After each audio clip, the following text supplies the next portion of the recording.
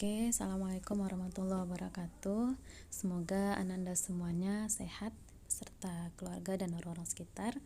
Berikut Ibu sajikan sedikit review materi tentang ukuran penyebaran data. Nah, kita lihat contohnya. Ini tentang kisah sukses wirausahawan alumni sebuah SMK gitu ya.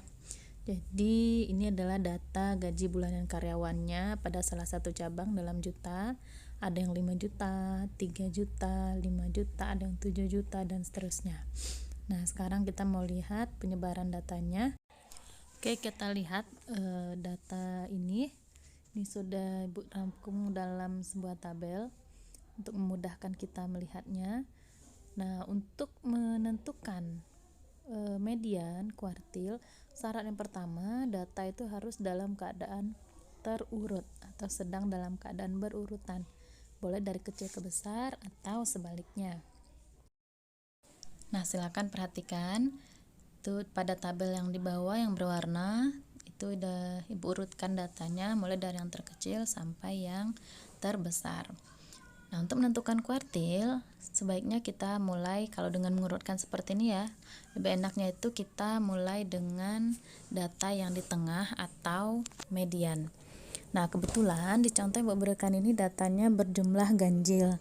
Jadi kalau data kita ganjil, maka yang di tengah itu pasti hanya ada satu angka. Jadi kalau ada 9 data, oke, maka tambahin 1 dulu, 9 tambah 1, 10, 10 bagi 2, 5. Maka data kelima adalah yang menjadi median atau data tengahnya. Nah, kebetulan angka yang di tengah untuk di sini kebetulan angka 5 juga. Jadi dibedakan posisinya.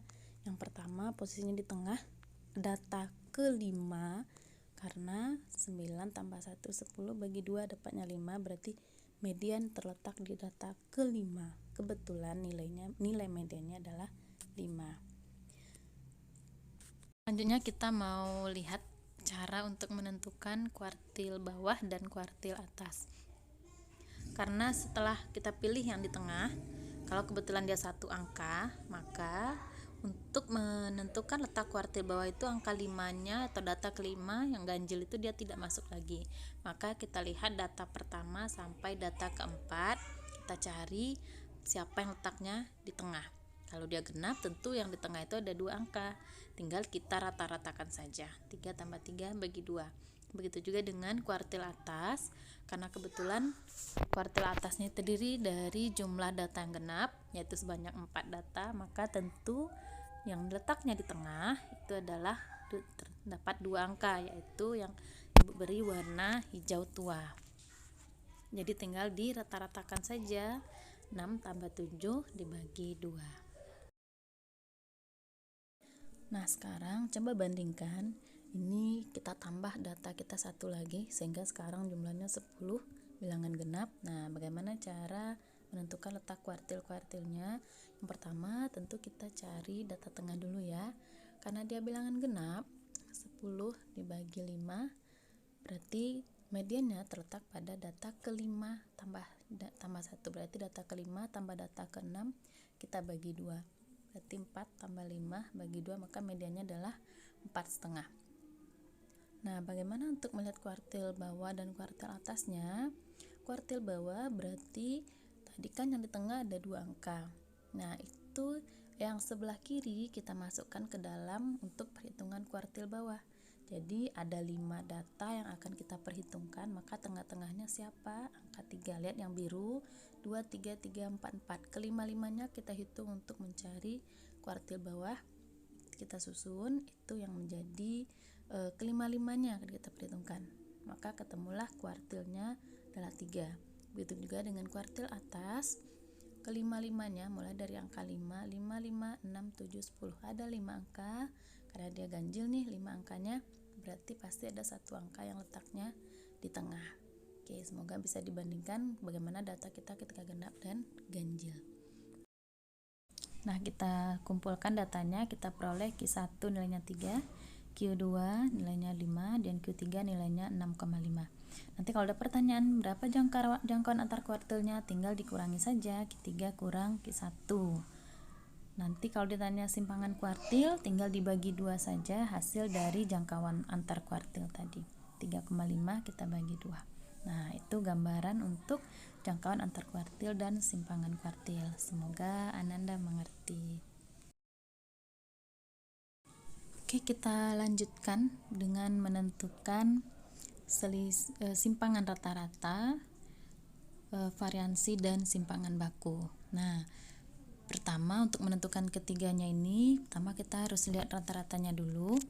Itu sudah Ibu jumlahkan warna biru 45, rata-ratanya 45 dibagi dengan banyak data, ketemu angka 9.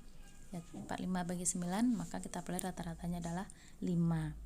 Nah, lalu masing-masing data kita selisihkan dengan nilai rata-ratanya. Jadi kalau selisih ini nilainya harus selalu positif ya.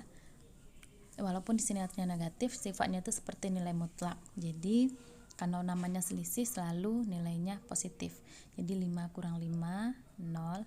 Data kedua angka 3, 3 kurang 5 itu bukan min 2 tapi kita selisihkan, atau nilainya itu mutlak sifatnya, berarti min 2 nilai mutlaknya 2. Pokoknya dibalik aja boleh, 5 kurang 3, 3 kurang 5.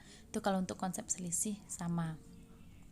Dan seterusnya, lalu kita jumlahkan maka ketemu angka 16.